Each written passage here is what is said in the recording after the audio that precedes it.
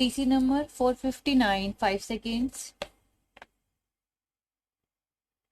Start. Mr. Vice Chairman, the question of deficit financing has been raised in this House on several occasions.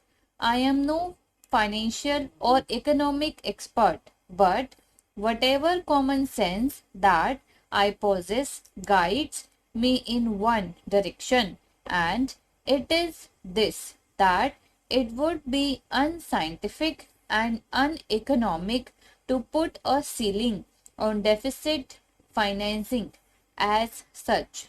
I do not see any sanctity attached to a ceiling to be fixed, because if the production increases in the agricultural sector as well as in the industrial sector,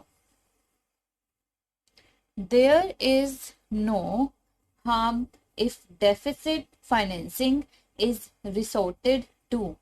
But if there is a shortfall in industrial or agricultural production, and even then, if purchasing power is pumped into the system, it may be that inflationary pressures might arise. But our past experience shows that even if we accept the various estimates that we made regarding the volume of deficit financing till today, which might have amounted to rupees 900 crores or more, in spite of a volume of expenditure of that nature, we do not see those pressures which can be called as alarming. In a developing economy, some rise in prices is going to be inevitable, because whatever you might plan to spend may not produce immediate economic results. A project might take time to give you dividends.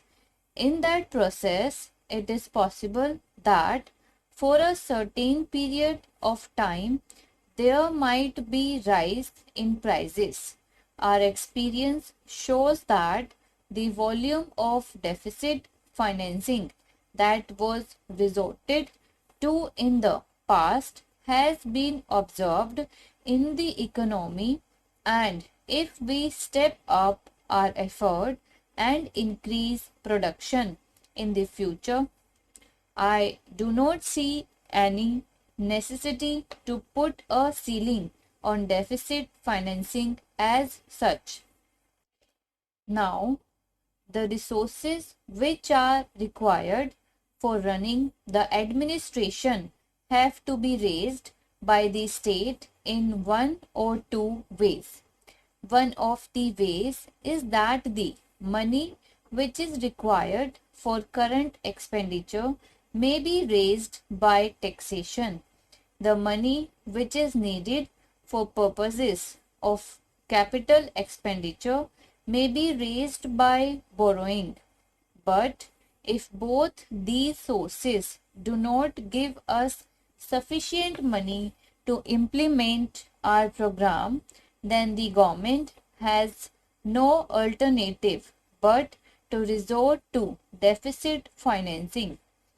I would therefore suggest that efforts should be made to mobilize the savings of the people for development. I have been saying that there is surplus purchasing power in the rural areas.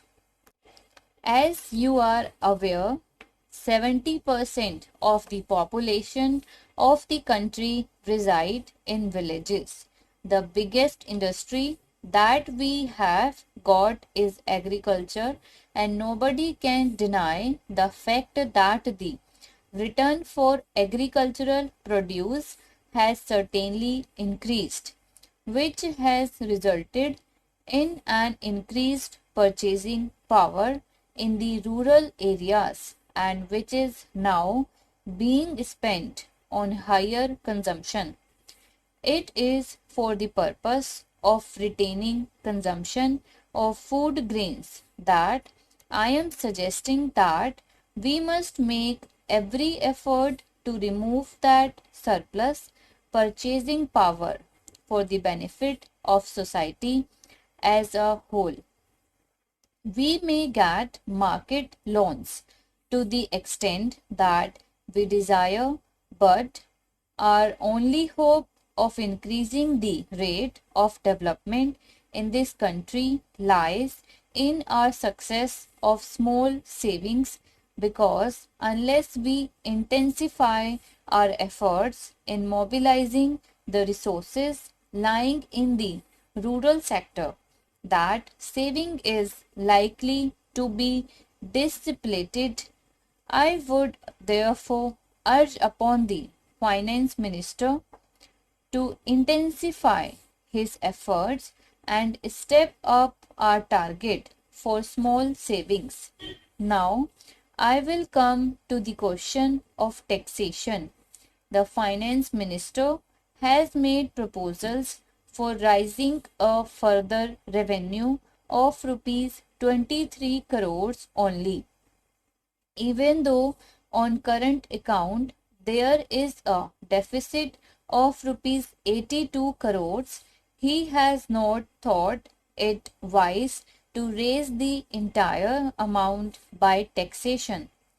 In that direction, he has adopted the wisest course, because the level of taxation that we have now reached is of such a nature that it may be that further raising of resources by taxation may hamper production, because the task of the finance minister is to evolve such a system of taxation that it does not hamper production, but in a way proves as an incentive.